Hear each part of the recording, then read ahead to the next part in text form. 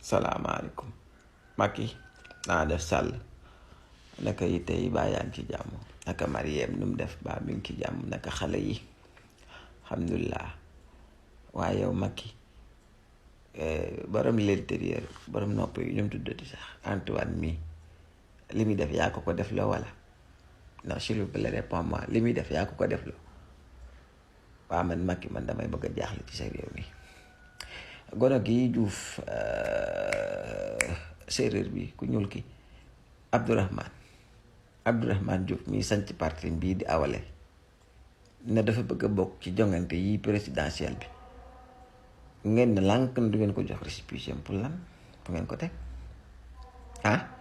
jox parti ay récépissé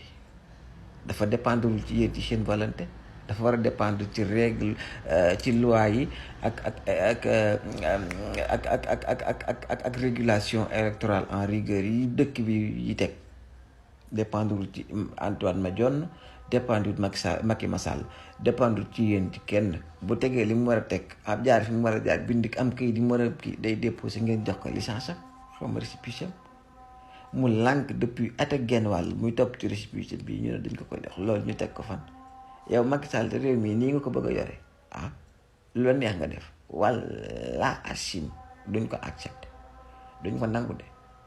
am réew boo ko yoree da ngay doxal yoon yow yoon yaa ko war a teg ñun ci yoon boo demee ba yow boo wàccee yoon kon nu ñuy def ñun ba tegu ci yoon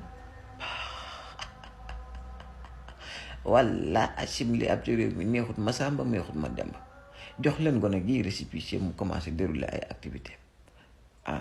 jox leen ko ay récépissé benn bi ci njëkk nee ngeen ko du ngeen sa gone yi doo leen tuddee ay jàmbaar moom mu tuddee awale partam tuddee ko awale ne lay jàmbaar ngeen ne ko du fi tuddee jàmbaar parce que loolu policiers yi lañ koy woowee ak militaires yi mu ne leen waaw kay kon baax na dindi naa loolu tuddatuñ jàmbaar ci kayit yi beneen bi ci des lu ngeen ko waxati sax am na lu ngeen ko waxte ngeen ne ko gone yi Sénégal yi nekk ci bitim réew war ñu la yónnee xaalis ngeen di leen ko financé ngeen koy kiwee jëfandikoo mun na leen d'accord loolu amul problème kon léegi fu problème bi nekk waaye jox leen gone gi récépissé yéen tamit nag Macky Sall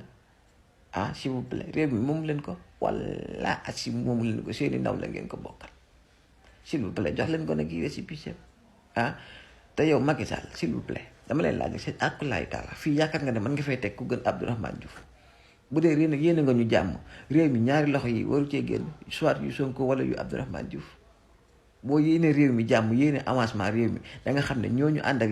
ak yow yéen a yam liggéeyu leen fi lu tax ñu leen fiy tegaat teg leen fi ñi nga xam ne ñoo fi teg programme bu baax s'il vous plaît itam moom réew mi